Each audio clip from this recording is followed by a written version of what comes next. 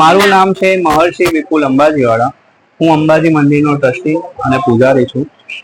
મારી પેઢી છેલ્લા 16 પેઢીથી પૂજા અર્ચન કરી રહી છે. હું આ મંદિરનો 16મો વારસદાર છું.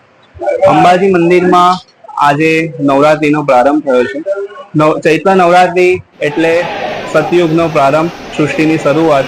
સૃષ્ટિની શરૂઆત એટલે જનની ખૂબ ઇમ્પોર્ટન્ટ છે. જનનીની પૂજા અર્ચના આપણા સનાતન ધર્મમાં ખૂબ મહત્વની છે. ચૈત્ર નવરાત્રિમાં 10 દિવસ માતાજીના મંદિરમાં અલગ અલગ આયોજન કરવામાં આવ્યા છે. આઠમનો યજ્ઞ પણ આયોજન કરવામાં આવ્યો છે.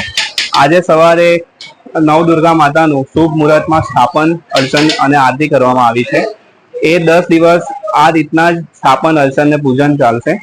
આઠમના દિવસે યજ્ઞનો આયોજન છે, જે 4 વાગે શરૂ થશે.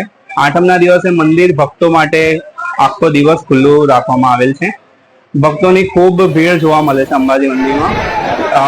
10 દિવસ લાખોની ભીડમાં ભક્તો દર્શન કરવા આવે છે. સુરત શહેરના તો દરેક ભક્તો આવે છે, તે છતાં આજુબાજુના શહેરોમાંથી પણ ભક્તોની ભીડ જોવા મળે છે.